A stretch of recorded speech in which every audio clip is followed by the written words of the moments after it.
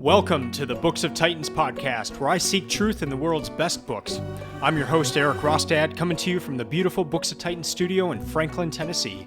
My goal is to read 52 books per year and share what I'm learning. I'll talk a bit about each book, tie ideas together from a variety of genres, and share the one thing I always hope to remember from each book. Today I have a special episode, and I'm talking to Mr. Jeremy Anderberg, and we're gonna get nerdy and deep, and we're gonna talk about our reading habits. Now, Jeremy is a lover of books. He reads over 100 books a year. In the past 10 years, that's been over 1,000 books. He's read a book about every single president. I love seeing what he's reading, and I've been following him on social media now for quite a while. So I'm very excited about this discussion. And what sparked it is an article that he wrote on his Read More Books Substack account. And so I will link to that in the show notes. But in this article, he talks about how to read more books in 2023. And this article exploded. It's been very popular. A lot of people reading it, a lot of people sharing it and commenting on it. And so what we did in this episode is we just talked about that. So we agree on some things, we disagree on other things and how we approach our own reading life. And if you're anything like me, I love hearing this about other people. I love hearing about their process of reading, when they read, how they choose what they read, what leads to the next book, all these kind of things. So we go into a lot of different topics here. I'm glad that you're listening. And if you are interested in learning more about Jeremy, I will link to these Substacks. I'll link to the article. And then his second Substack is one called The Big Read, where you can read classic books together. So he'll announce a book that is coming up, and then he'll do weekly emails about the book that everyone's reading together. And it's just a really cool way. If you're looking for a way to join a community around a book, this would be a great place to start. So without further ado, here is my conversation with Jeremy Anderberg. Well, good. So yeah, Jeremy, you wrote this great article, How to Read More Books in 2023, and you've got a lot of interest in that. It's something I always hear from people, and they're curious of the process, and I've always been curious as well. Just, how do different people read? How do they prepare? How do they choose their books? How do they set a routine and all that? And in your article, you captured a lot of these things. And so when I was reading through, I was agreeing on a lot of it. And then I was on other parts, I was thinking, yeah, I do things a little differently here. So sure. You reached out, and I thought it'd just be fun to talk through our different routines and ask each other questions along the way, using your article as a template. So anything you want to share before we get into it? Sure. I mean, just thanks for having me. I've been following your Books of Titans for quite a while. And like you, I've kind of at times I've kind of agreed with your approach, and at other times diverged from your approach. So I think it's fun when we get readers together to talk about our reading habits and how we pick books. I think you and I operate, especially on that point, a little bit differently. But I've kind of seesawed through the years as well, and it's always changing, especially this year for me. So I'm excited to talk books and reading. Nice. So you start off the article with your routine. You want to just give a highlight, and then I can give a highlight of my daily routine. Yeah, absolutely. So I've been reading, just kind of context, I've been reading roughly 100 books a year for over a decade. I've been keeping track of all that in a Google spreadsheet, and it's super fun to add a new tab once we hit the new year, like we just did a couple weeks ago. So of course, it's a lot of books, it's a lot of pages. It's roughly 2 books a week that I finish, and the biggest question I get is what does your reading day look like? I have 3 young kids, ages 7 and under. I have a full-time job. I do my newsletter thing on the side. So how do I fit in all that time for reading? And then when I lay it out, it doesn't seem so crazy, right? When you actually add up the minutes, it's not as intense as it might seem. So the biggest thing that I've been doing really the entire time I've been an adult is I wake up early. My alarm is set 7 days a week for somewhere in the 5 o'clock hour, and I make a cup of coffee and I sit in bed with a book until roughly 6:30 or 7, until the kids are awake.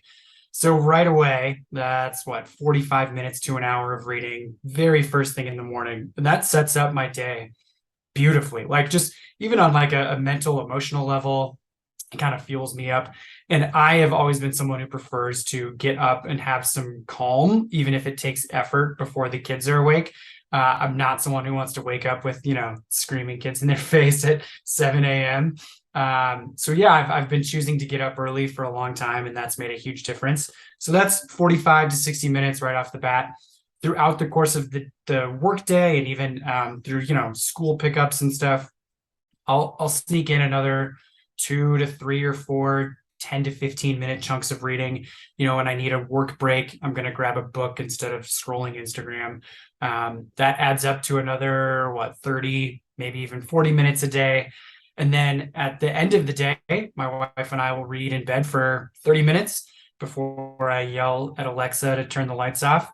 And so there's another, 30 plus minutes. You add all that up, it's roughly 90 minutes, maybe a couple hours on a good day. 100 pages an hour sometimes if it's a novel, a little less than that if it's nonfiction. And it pretty quickly adds up to 2 books a week. So again, when you say, I'm reading 2 hours a day, it sounds like a lot, but when it's broken up, it doesn't seem so crazy. I'm not watching as much TV at night as maybe some people. But, I say that not to be holier than thou, but to say that, I really would rather read a book than watch TV. And so we end up, both my wife and I, we read a lot more than we do other forms of media. And so that's how you get to roughly 100 a year. Yeah. Yeah. Well, I love the one thing you said that first out, you're just busy.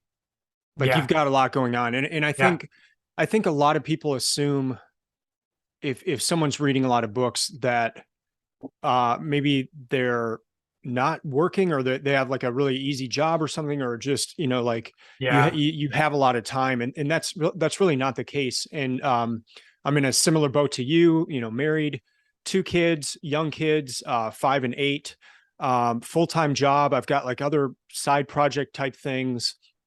And so, yeah, there's not like this huge amount of time that I have every day just to read. But I love how you said it's a habit, and especially in your article, you talked about it being a habit, and habits are built. And obviously you've had it for 10 years. I started Books of Titans in 2017. So I've done it 6 years now. And yeah, it's like, I miss it. And I love how you said too, in the morning, like if you don't do it, there's an emotional aspect of it, of something that gives you life. And I feel the same thing. So yesterday morning, I did not read. I went to the University of Georgia, and we were in the national championship. So I was up late, and then, the next morning started, and I didn't get that reading in, and I just kind of felt that all day. Not that it's going to like destroy a day or something, but like, it's just, I'm same way. I love getting up early. This morning I got up at 4:15. I didn't set the alarm. It's just, sometimes I just like, if I go to bed earlier, I'll just kind of naturally wake up, and I love that. And part of that too is you said your kids you're getting up around 6:30. Mine are getting up around 5:30 sometimes. So I almost need to have it be a little earlier just to get that hour in. But yeah, similar to you, I've got usually have like 30 minutes to an hour in the morning, depending on school schedule with the girls and that sort of thing. So that's a good chunk of my reading time. My daughters are at an age right now where they like someone to be in the room when they're falling asleep. And so what I do is I take my iPhone in, and then just use the flashlight, and I'll set that on like a ledge, and then I'll just have the book under that, and so I can read in their room while they're going to sleep. And that between the two of them, that'll add to another 30 minutes to an hour. Depending on the book, I will potentially read during lunch. But I'm such an active reader that sometimes it's hard, just because I've got the pen in my hand. And I almost need to have more of a focus, not like absolute focus, as you highlight later in your article, just sometimes Yeah. there's going to be noise going and chaos going around, and you just got to Yeah. kind of Yeah. figure out how to do it within that. But yeah, skipping ahead in your article, the thing that is the biggest key to reading a lot is to always carry a book. I just, we'll be out on errands and maybe one of the kids will fall asleep in the car. And so my wife will just go into the store alone or with our other child. And that's like 30 minutes in the car where I would just be on my phone if I didn't have a book with me. Just Yeah, even, I mean, sure. this sounds nerdy, but like you're in the grocery store, you could have your book with you and you're in line. It's another 5 minutes. And I that's where you get a lot of reading done, is just in those kind of off hours. But then it's also an issue of training yourself not to first reach for your phone, but to first reach for that book. Um, Yeah, absolutely. And that's how I've really embraced in the last couple of years, especially, is just multi-format reading. yeah. I think you probably stick to paper, but I've really embraced my Kindle Paperwhite for one-handed reading. It's just so Mm, nice, especially for like a big book that's like heavy, and it's like yeah. I can't hold a kid and read a big book at the same time, but I can hold a kid and a Kindle at the same time, Yeah. which works really well. And even audiobooks, I've just recently been able to get myself into audiobooks. I can still only really do nonfiction, where you don't necessarily need to catch every single word or line to have an idea of what's going on. But yeah, like through the grocery store, I'll have earbuds in to listen to an audiobook, or anytime I'm driving, which is, I think, last year upped my reading number by roughly a book a month, which makes a difference over the course of a year. Um, and even on my phone, if I'm stuck somewhere, I at least have Kindle on my phone. And really, I've kind of curated my Instagram enough to be kind of boring at a stretch longer than 10 minutes, right? Like, I still get sucked in, but I've made it so bookish, my Instagram, kind of funny enough. Like, it's, after 10 minutes I start seeing the same books and just the same, kind of posts. And so then I'm like, oh, I should just read instead. So then I open the Kindle app and it's a little different. So yeah, having kind of that multi-format nature of reading for me has made a really big difference. Or if my wife falls asleep before me, I can pop open my Kindle with its built-in light, and I can stay up later, or get up earlier, or whatever.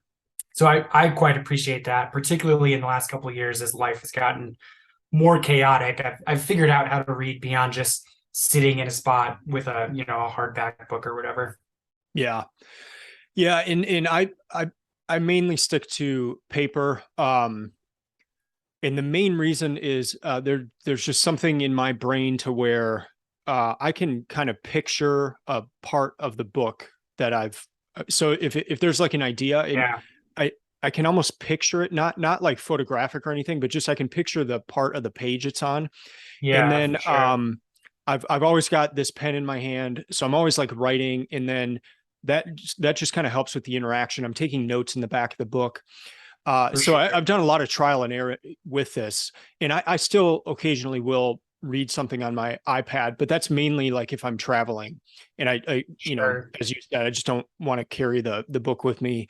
But Yeah. also just that it syncs across your phone too, so that if you are somewhere where you don't have a book and it's right on your phone. So sometimes I'll kind of go back and forth between an iPad, phone, and an actual book. But I like having the physical book. I like having the physical book also just to be able to look at it, and then Hmm. that helps me remember Definitely. too, like, hey, this is what this book was about. And then for audio, I love listening to things, but I mainly listen to podcasts, Okay. and I'll listen to Sure. them when I'm doing work around the house or Yeah. running.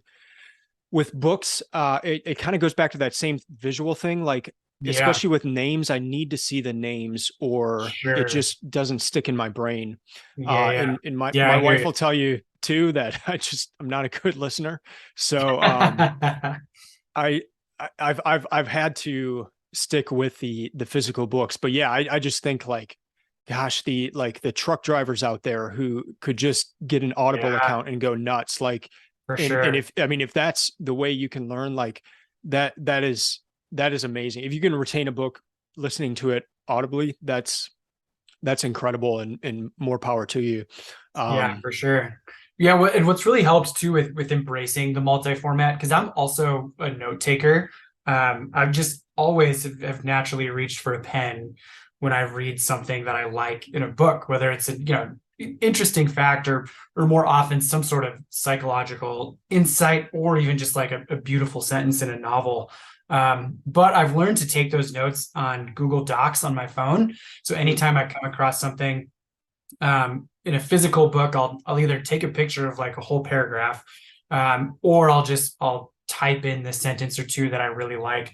And so my Google Docs is just filled with book notes, which is great because then it's immediately searchable. It's handy, whereas I always have my phone on me. I don't have to be reaching for a working pen or piece of paper or whatever. So I've really come to enjoy that in the last few years, and it makes then writing about the books a lot easier too, where I can just kind of copy and paste quotes at length or whatever. So I've come to quite enjoy that method of note taking for sure. Yeah, that's cool. That's cool. Yeah. Well, yeah, let's get into your steps then. Yeah. So the first thing you say is there are no right or wrong books. Read what you want. You want to go into that just a little bit? Yeah, and that's the one that I think most people struggle with. They have this list of books that they think they should read, whether it's, a list like you would put out, like your reading list for the great books, right? Or it's any other, NPR's top books of the year or whatever. And so, people will just kind of live and die by these various lists. But then what happens is you read something, you don't necessarily enjoy it, and then you get bogged down and your reading slows down and you move on to other things. For me, I've discovered that like it's okay to read what I want to read in the moment. There are no rights or wrongs. And I think school, it's obviously great that school gives us these reading assignments and we read the classics in high school and college, but it also sort of creates this attitude of like you have to read what's assigned, even if you don't enjoy it, and you have to get these thematic things out of it, or else you're not reading it correctly. And so I think as adults, it takes some work to figure out your own reading tastes. I think like interestingly, the last few years, you've gone like from some really heavy books, but then you also put in lighter stuff like Harry Potter, the Wingfeather Chronicles, I think was one that you just finished up recently. Memoirs like Shoe Dog, that stuff is it's kind of all over the board.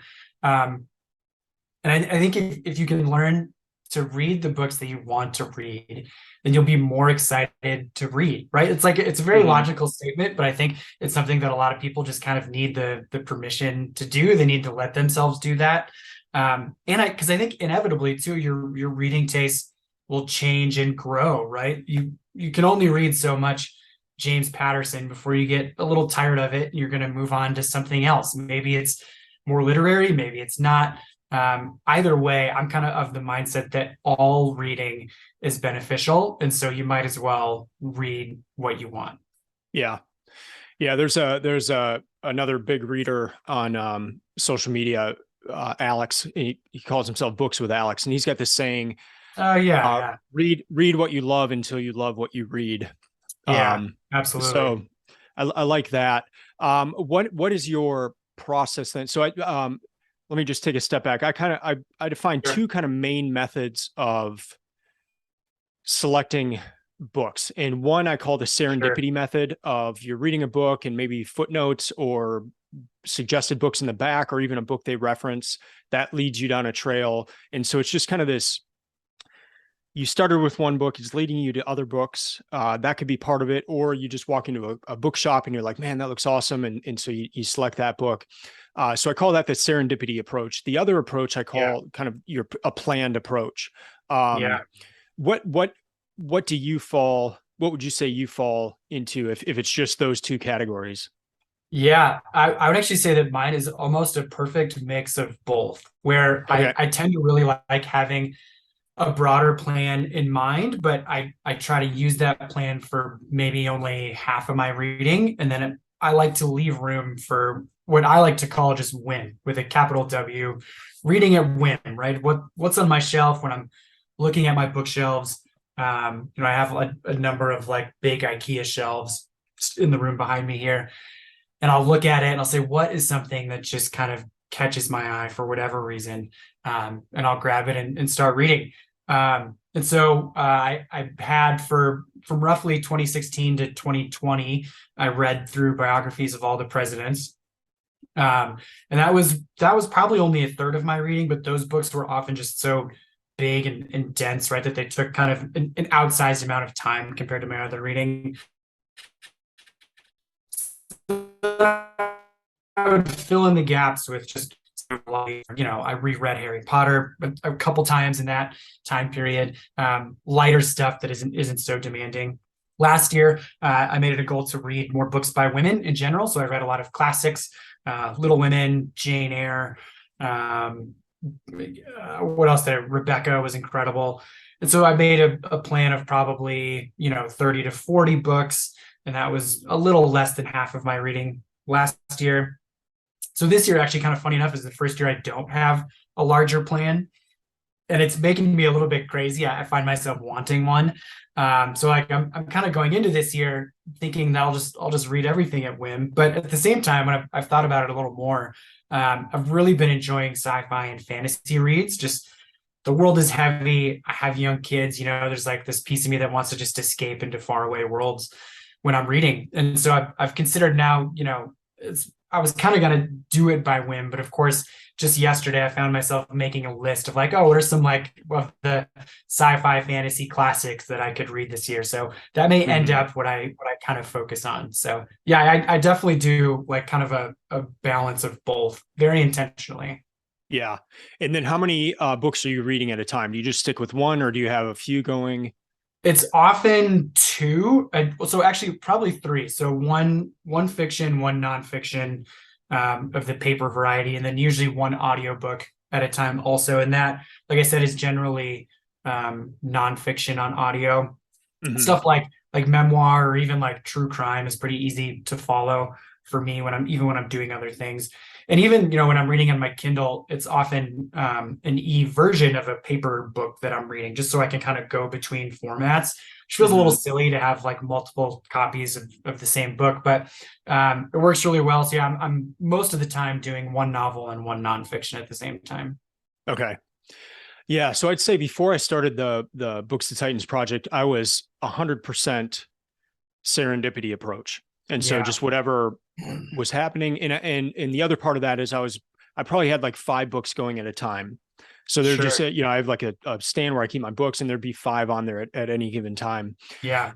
For when I started Books of Titans, I did 2 big changes. One was I planned out what I was going to read. And then the second was I only did 1 book at a time. Yeah. So the planning out was really more for, so I read Tools of Titans by Tim Ferriss, and then he just kind of goes through all these podcast episodes where he asks these guests who are top performers in a variety of fields, what's your favorite book and what's your most gifted book? So while I was reading that book, I just made a list of those, and I was like, man, I want to read all these. And I think at the end, it was like 120 books that were suggested. And so I was like, how can I get through these quickly? And so I just figured, like, let me just make a list of them, because I know I want to read all these. And then one thing that I did, and I don't know why I did this, but I've done it every year since, is I then randomized the order. So so I had like a huge selection of books I wanted to read. I narrowed that down to 52, so I would do 1 a week. And then that was kind of a challenge, because before that, the most I'd ever read in a year was like 30.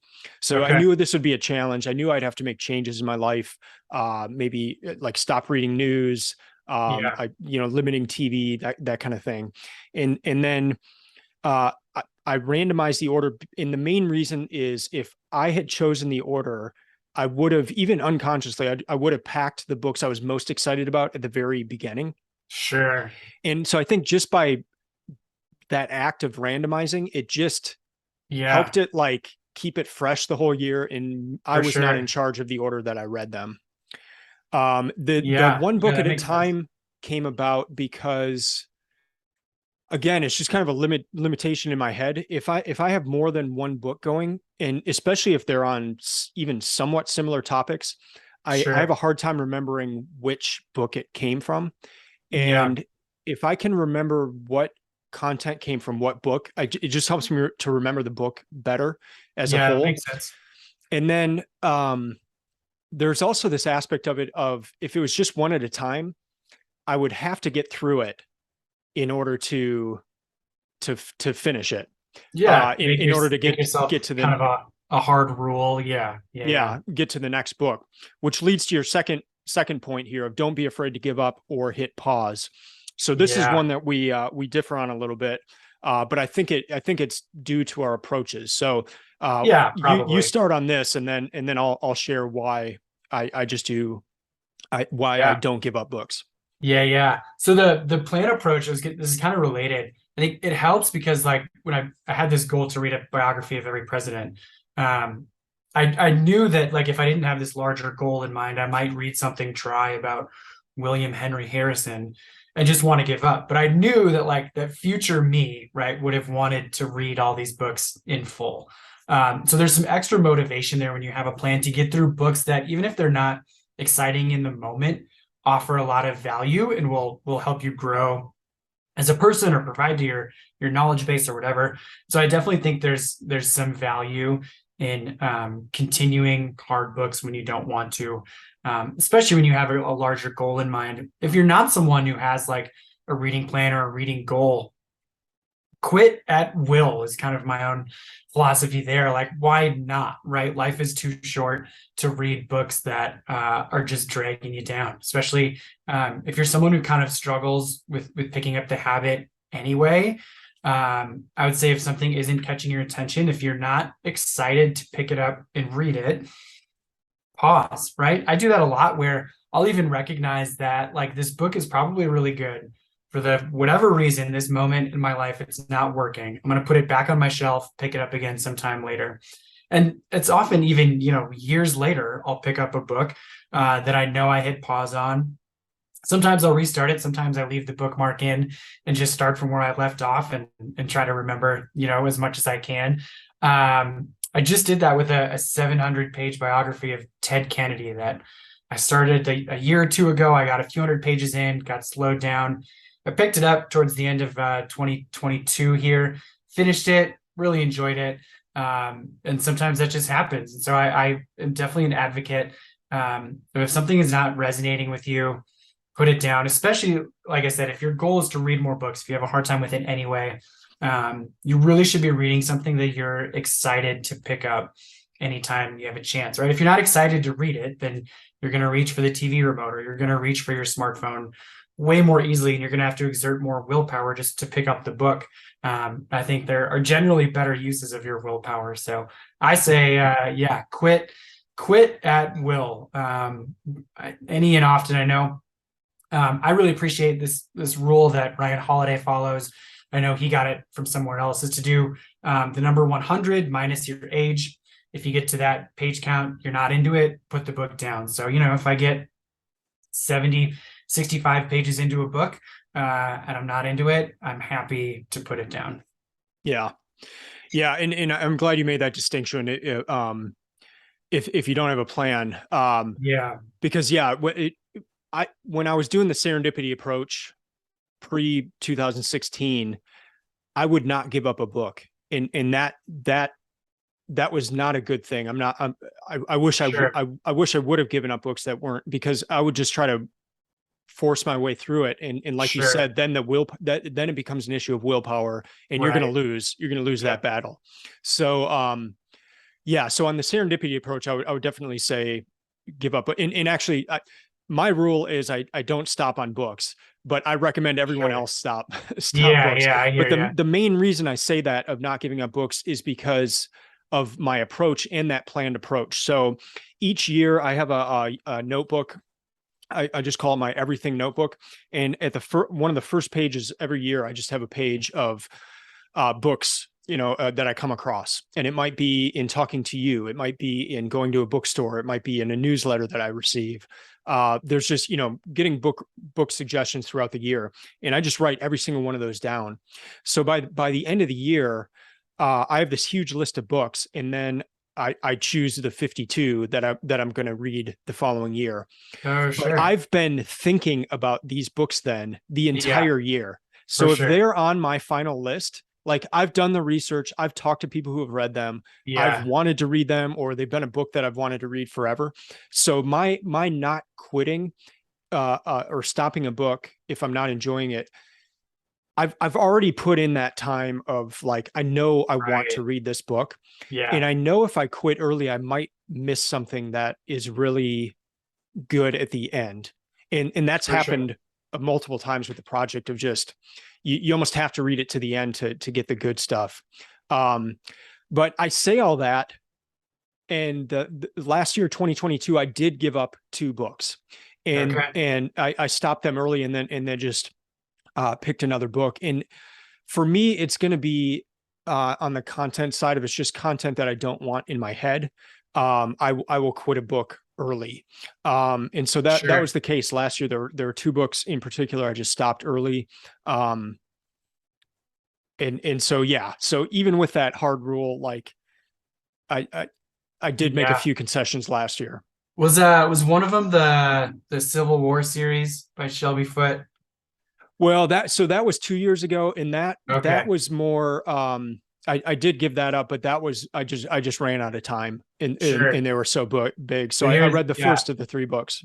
I also Yeah, have the trilogy, and I have you can see a bookmark stuck in there, a few hundred pages in that yeah, I tried a couple years ago, and it's one of those where like, man, it's really good, but it's dense. Oh man, yeah, yeah, it's like trying to wrap your head around all of it. So for me, I know that like, okay, I tried reading this when we had like a newborn, almost 2 years ago. It's like, man, I didn't have the headspace for it. So it's sitting yeah. on my desk, and someday I'll get to it. But I think I need a little more headspace, kids to be a little older. So yeah, there's definitely some books like that for me. Yeah, and one of your rules we'll get into is just flexibility, and I think that's the key in everything. And so yeah, there have been. I mean, I've got that plan in place, and then I randomize the order, and I just try to go straight through that order, 1 book at a time, and that's worked really well for me. Yeah, But I will also move stuff around, like as you say, if it's just a really heady time with work, or yeah, just super crazy with family, or things like yep, I it or even like if I know a trip is coming up and it's like I've got a series coming up, I don't want to get like right in the middle of the series and then leave for the trip, just because when I travel, I might have one day where I can read 200 pages, like if I'm at the airport and all that, but I might have another day yeah, where I'm not reading any. for And that sure. becomes really hard for me if it's a book that I really need to be paying attention. And Yep, so I might wait for that book until after the trip, and then just maybe put like a easier nonfiction where you can just kind of read 200 pages one day, not read it for a day or so, and then, pick back up pretty easily. So yeah, yeah, for I, sure. I move around that way as well.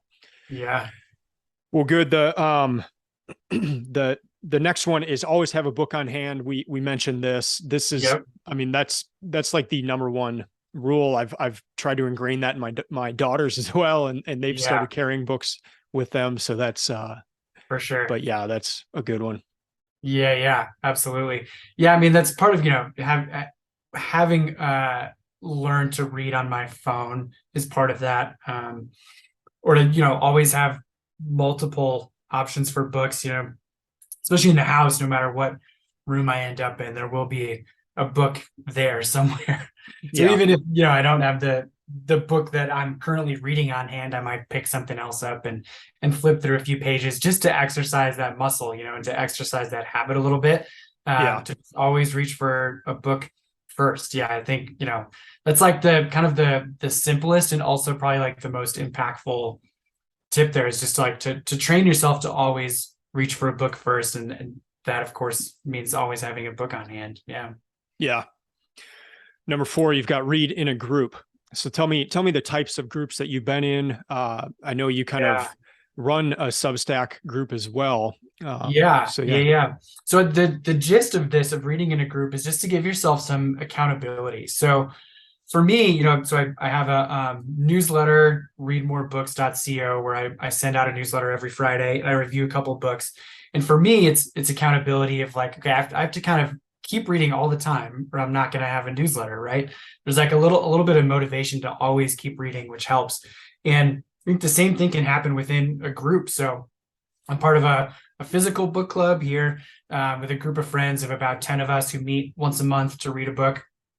there's always going to be, one or two people who didn't finish the book, but for most people, there's a little bit of motivation, right? Even if it's low stakes, there's motivation to read the book in a way that you wouldn't have otherwise, right? When you're talking about it. And I also have an online book club, like you said. So that's the bigread.substack. And what's great about that is you get people that are kind of out of your own social sphere. And I think when you read in a group, that really like the biggest benefit outside of just the accountability piece is that you get a different point of view on what you're reading, right? It's like everyone is coming into a book with a different experience, a different worldview. There's that saying, you never step in the same river twice. I think it's kind of the same with books, right? In a similar way, no book is the same for each person, right? Everyone is bringing all of their stuff into that book, even their life experience at that time, right? Reading Harry Potter now at age 35 is way different than when I read Harry Potter for the first time when I was, in my late teens. And so I think having a group to talk about a book can really change how you see it. And sometimes, in our book club, whether in person or online, you get through a book and you have certain ideas about it, but then you talk about it and maybe your perspective of the book kind of goes up. Maybe you see it as in higher regard after you've talked about it. Or maybe people point out some criticisms that you hadn't thought of before and you realize, oh yeah, this could have been done better. The story goes a little off the rails here, and maybe you think a little less of it after that. So I think being able to like just grow in how you see a book is a huge part of that too. So yeah, I love the various groups I'm part of. I also I enjoy doing buddy reads, which is kind of a Bookstagram thing where you just pick like one buddy to read a book with instead of doing it as part of a larger club. So I have a buddy in Iowa who I'll read a book with just one-on-one, roughly once a month, and we'll just talk on the phone about it or FaceTime about it. And it's a ton of fun. So I think, finding a way to make the reading more accountable while also making it more fun and worldview expanding is such a benefit. I think if you're not part of a book club, you definitely should be. So just like I said too, it's just it's a lot of fun to talk books with other people. So yeah. Well, and I'll put a plug in here too for the Catherine Project. Have you heard of that? I haven't, no. So Catherine Project, they have a website and then they're on Twitter as well. And it's free to join, and they do Zoom meetings like this, but it's a lot of it's on the classics. I actually signed up one for about an opera as well. Okay. So they did one on Mozart's Marriage of Figaro, but I signed up for one that was on 1st and 2nd Samuel of the Hebrew Bible. And yeah, just kind of like what you were saying, it was people from all over the world, but it's limited too. There's only 15 people max, but just the different perspectives. And I mean, there were some people who, were PhDs in the Bible. And then there were some people who just, were very interested in it. But everyone brought a lot to the table. And the Catherine Project is a great place to start if you're listening and just want to get in some sort of a group.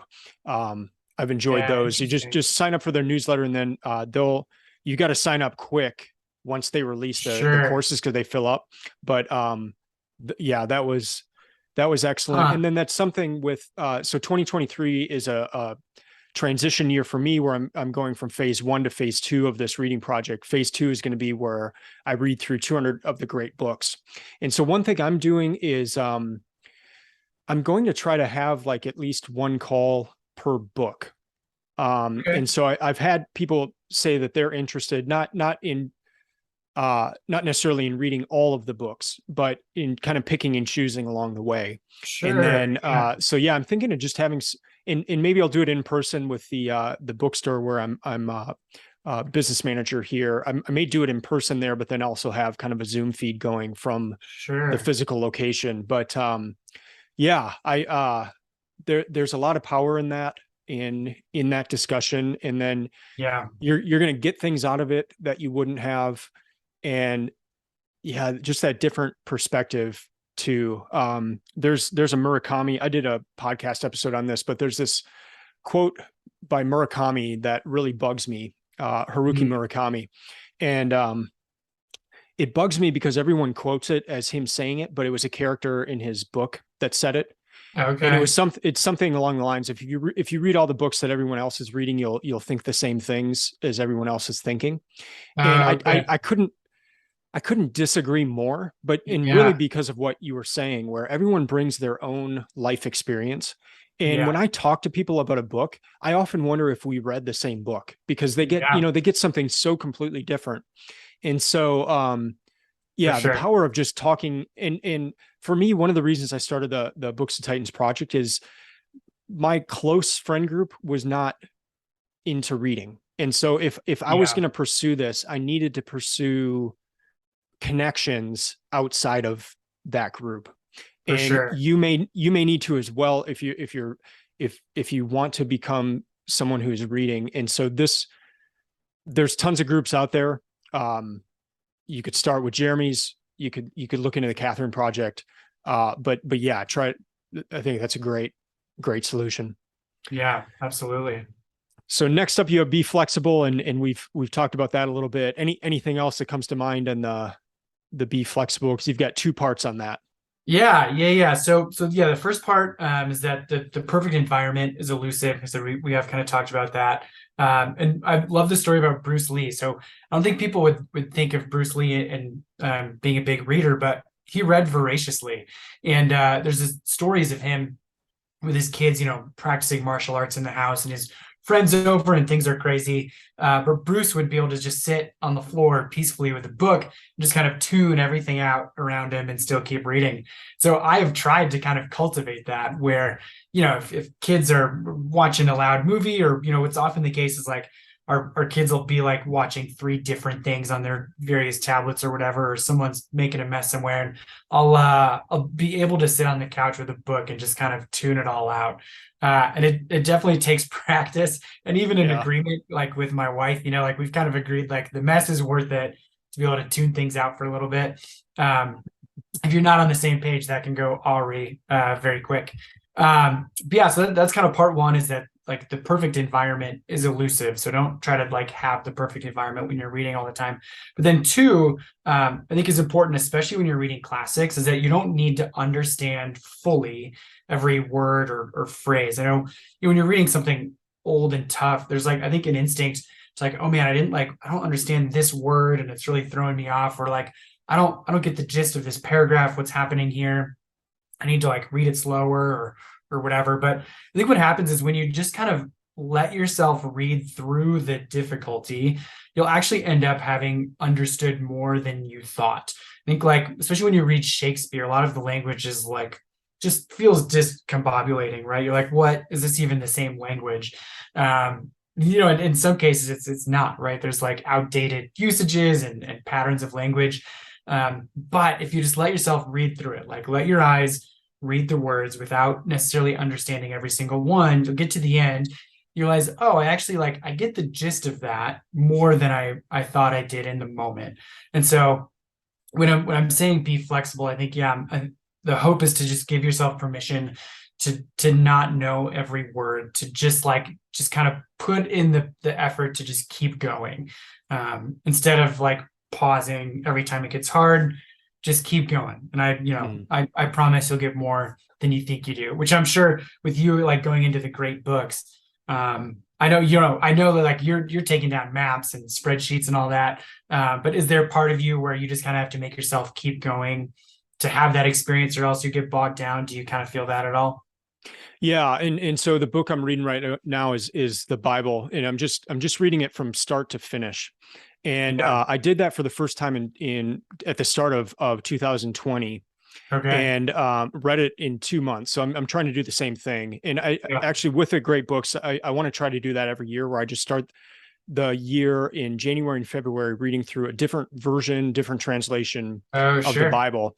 But that's a key point of how I'm reading it. And this was actually my favorite point that you made in your article here is I'm writing questions in the margin, but I'm Yeah. not stopping, and I'm not. There's been Sure. a few occasions where I'll look something up in Google, but it's mainly more to understand what's going on, to help me understand the whole context. But Sure. instead, what I'm doing is writing the questions in the margin. And then what happens, and I think you see this happen a lot with the classics and especially with the Bible, is like Yeah. the answers will actually be later on. So if Sure. I had Yep. taken the time to stop, open up Google, look for the answer, it wouldn't have been as a satisfying answer as actually coming across it later. Or in the Sure. case of like characters, if you forget a character name or a person's name and it comes up later, then like you'll remember it. And so yeah, just Right. that For sure. aspect of just continuing on, I think is powerful because you will notice things, and the more you get bogged down, um, there's almost a power in that continuity of just working your way through something straight. And you can always Yeah. go back and like do further research. And so even with these questions I'm writing in the margins in the Bible, I've thought, maybe later on I can just kind of go in order of those questions if I don't have a answer I think is sufficient. Yeah. But I don't want to get bogged down in just considering that question.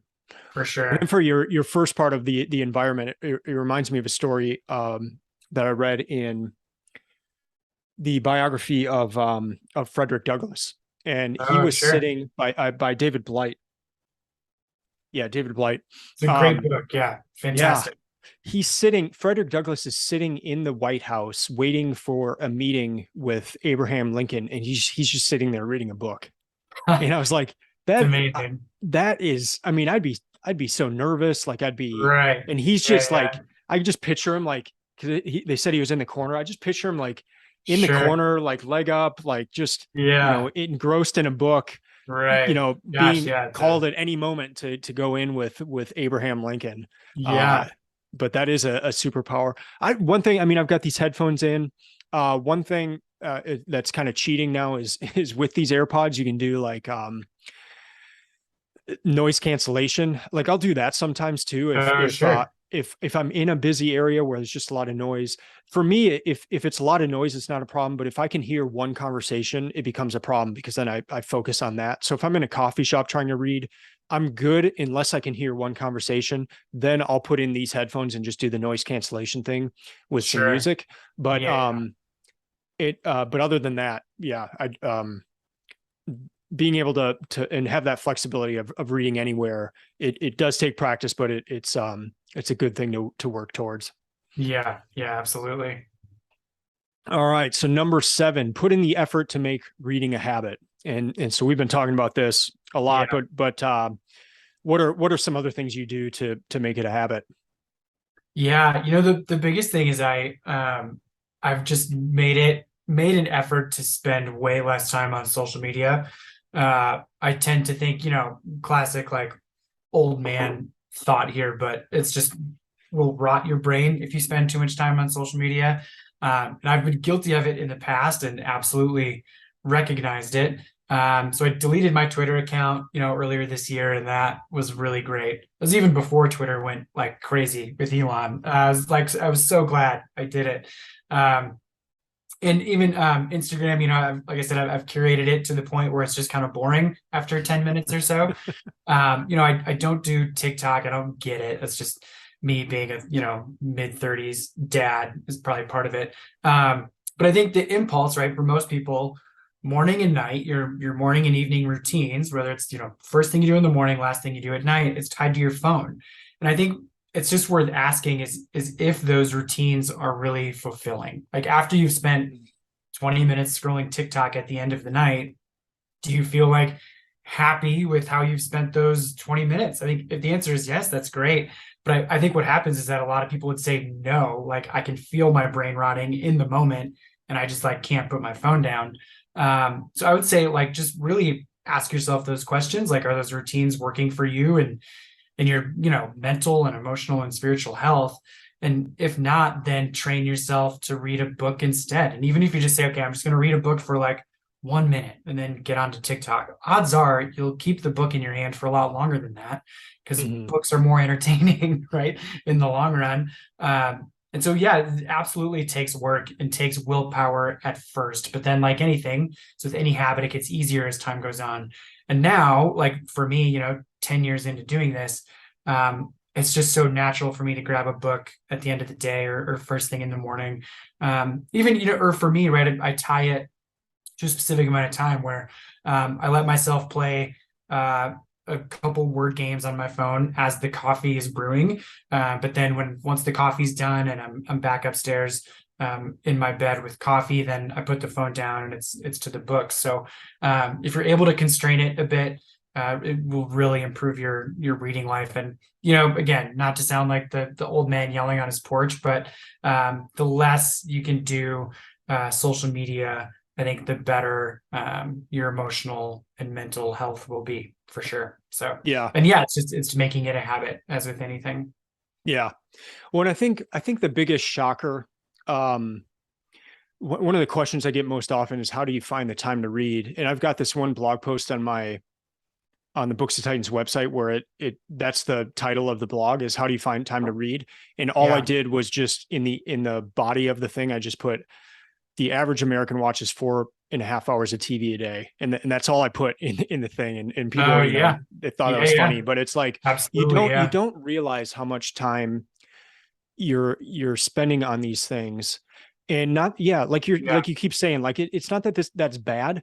And I mean, the numbers for just phone or screen usage is almost double that too. So like if you're thinking, Yeah. It's and so wild. it's the 4.5 hours of TV is probably not as relevant anymore. It's more like 8 hours of screen Mm, time. yeah. Um, and so, and then the other part of that, like, how do you how do you find time to read question? How I like to respond is by asking the same thing. Like, how do you find time to read? Because we're all reading. Yeah. And Right. if you did not read a single book last year, you were reading Twitter, you were reading the news, you were everyone's reading something. Yeah. For And sure. so you're spending time on that. And so, yeah, it's just these kind of like slight shifts. And then I love how you say it just, it becomes habit, but it becomes enjoyable too. Like Mm, you, I would yeah. rather, I mean, my wife and I will watch some shows together and they're entertaining. I still think movies are like the greatest uh release. Just like I love them. I Yeah. love going to For a sure. movie. I think it's fantastic. But my mind, I would rather read a book than watch a Netflix series. I would rather Yeah. read a book than watch a movie. But I enjoy them. So I do them, and I like watching shows with my wife and stuff. But like, yeah, in general, you kind of get to the point where you it's just natural. You prefer it. Yeah. For sure. Yeah, yeah. Yeah, and But again, it takes more willpower at first, but then you build up the habit of reading it, and it'll be easier and easier to turn the screen off, whichever kind of screen it is. yeah, yeah, and I still am not good on the social media side of things. Like I'll get sucked into those rabbit holes. Yeah, But TV, I think the biggest thing with TV is just not to always have it on. I yeah, think for if you can sure. just make that change, like if that's something that's going on in your house where the news is always on or something's always on, like just even stopping that, like it like frees. I mean, I can't hardly go in anyone's house now where they always have the TV going, because it's like it's just Yeah, there's so much going on. Like right. Yeah, I hear don't do that to you. yourself.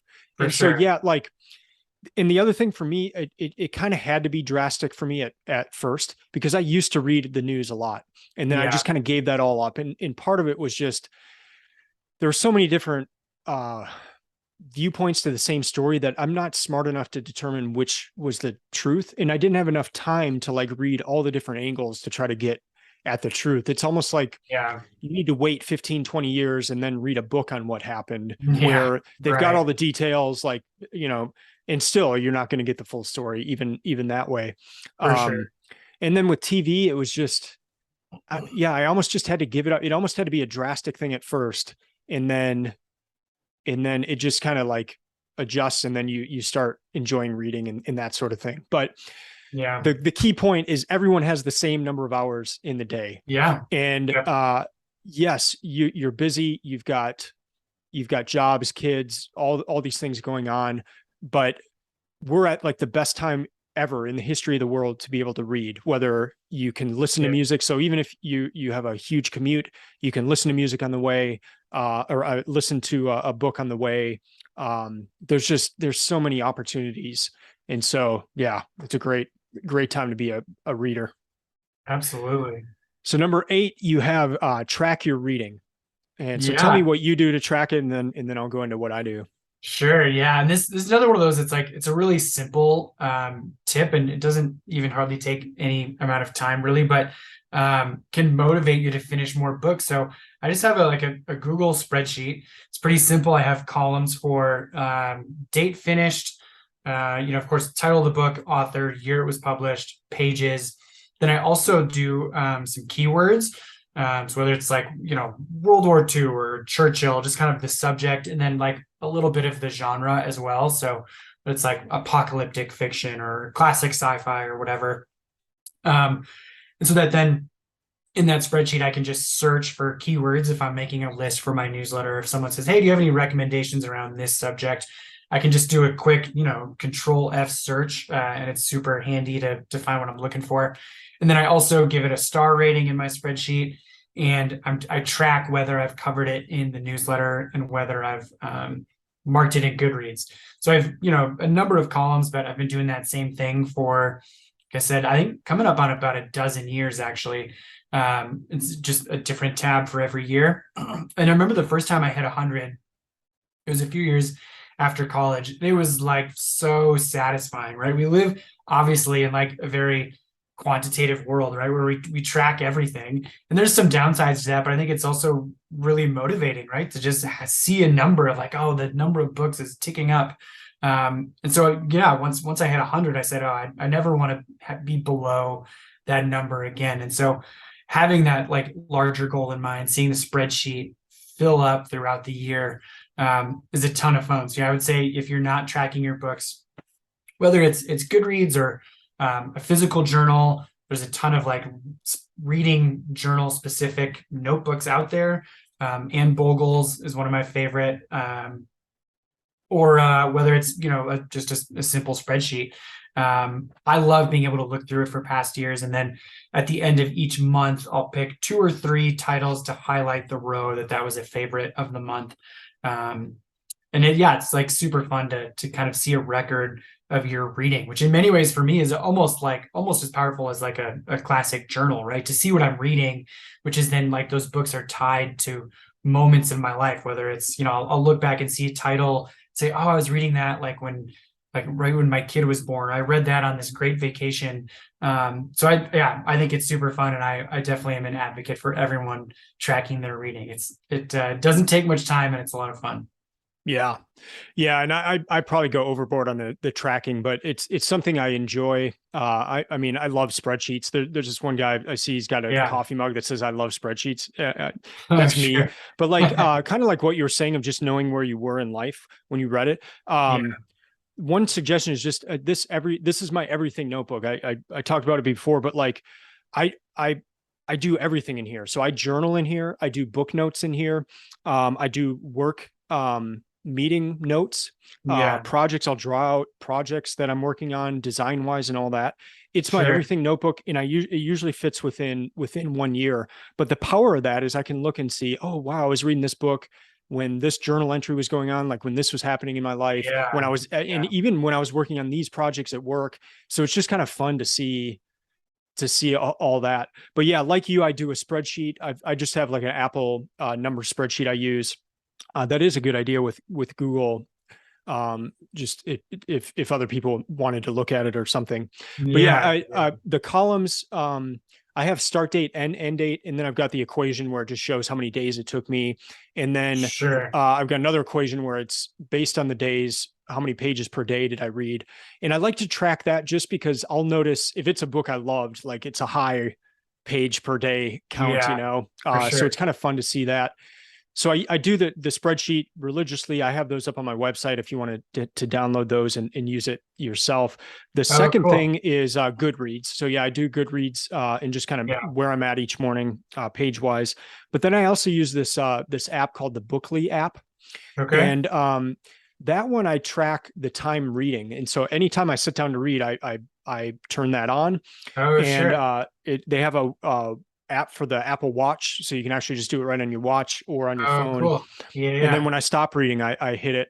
And I want to know that, like, how long did it take me to read Don Quixote? I'm curious.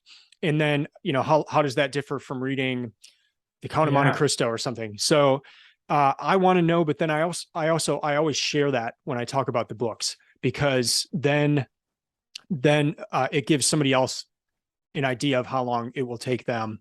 And I'm a slow reader. I don't speed read or anything like that. So I think the time that I give is pretty indicative of how long it might take someone else to read the book. The last thing I'll mention with the track. Yeah. It's a good idea. The other thing I'll mention with track your reading is just, and it's something you brought up before in the reading in groups part, but this, I would say, is probably one of the key features, and it's accountability. And so part of the tracking of the reading for me is accountability, but also I utilize social media for the accountability aspect as well, because at the beginning of each year, I say, I am going to read 52 books this year. Here are the books. Like, I've put that out there, and I don't want to lie. Like, I don't want to not do that once I put it out there. So now I've said I want to read 200 of the great books over the next 10 years. Like, that's out there now. Like, I don't want to not do that. And so just the more type of accountability things you can put into place, I found that to be a huge help to me, especially, I mean, I'm around a lot of people now who are big readers, but like when I started off, that wasn't necessarily the case. And so, if you don't have people around you that are encouraging you to do it, like maybe do these other things. And it could even be as simple as like telling your friend, hey, I want to start reading a book a week or a book a month or a book every 2 months. Like, can you just text me every Friday and just ask me how I'm doing? The accountability aspect is a huge part of a reading project, or if you're just simply wanting to read more, like, get some sort of accountability going. Absolutely. Yeah. And kind of, related to that, just what I say at the bottom of this piece is that reading is a habit, but it's also a skill. Like as you read more, you'll often become faster. You'll pick up on, how books are often structured. You'll be able to compare books to one another a lot easier. So yeah, and in addition to making it a habit, just kind of, if you have that mindset that it is actually a skill, and it took me a long time to realize this too. You'll get better at reading, just like you get better at any other skill that you practice. So yeah, I think if you have that frame of mind, you can kind of view it a little differently. So yeah. Do you have an overarching purpose or goal to your reading? Gosh, that's a great question. I often think of it. Someone once told me, when we were talking about books, I sort of view it like how, you have to eat, roughly 3 meals a day, and you don't necessarily remember like what each meal is composed of or what everything tasted like from years ago or even yesterday, right? But it nourishes you, it fuels your day, right? It kind of keeps you healthy. And I view reading much in the same way. For me, it's what fills me up spiritually and emotionally and mentally, where I'm not necessarily going to remember, every single book that I've read, or even necessarily, people ask me like, oh, what's the best book you read this month? And I have to think about it a little or consult my spreadsheet. But in the end, I view it as like a meal for my brain and my soul, right? Where I just want to keep it constantly fed with stories, with, learning about empathy and hearing what people have to say about the world, whether it's fiction or nonfiction.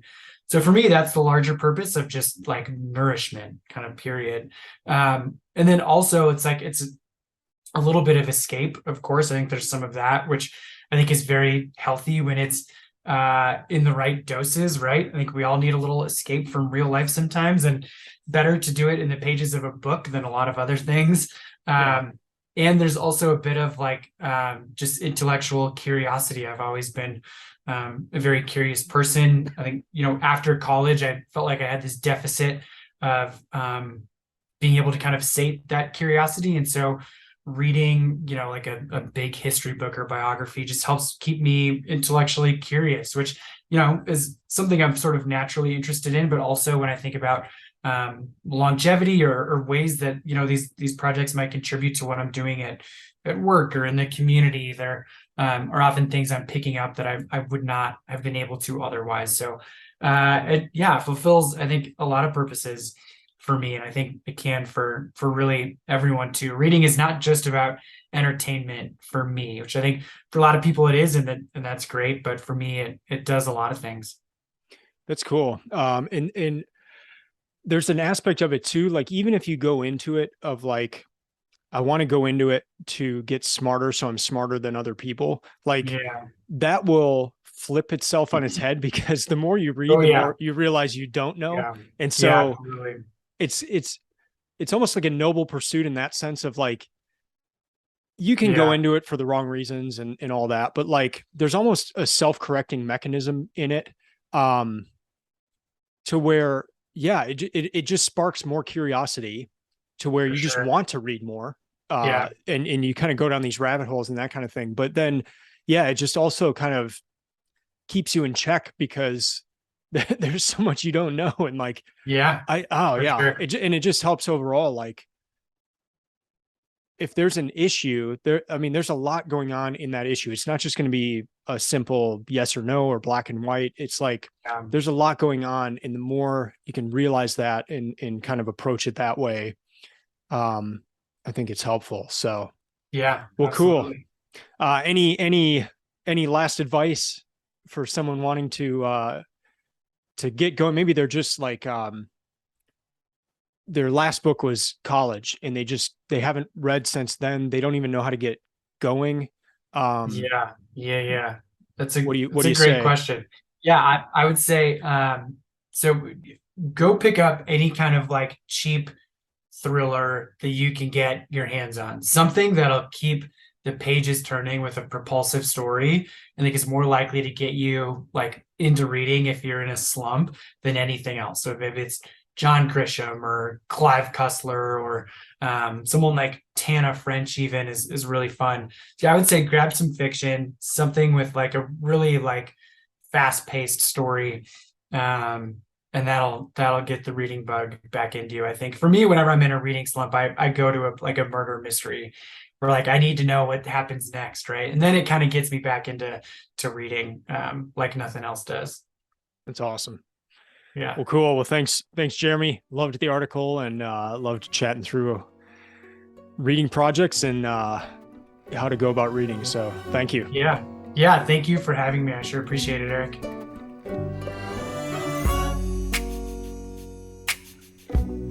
Well, thanks for listening to the end here. I hope one of the main things that you pulled out here is it doesn't matter how busy you are. You can start a reading habit in your life, and it can start small. It can grow over time, but you want to develop a habit of reading, and that will just lead to a lot of really cool things in your life.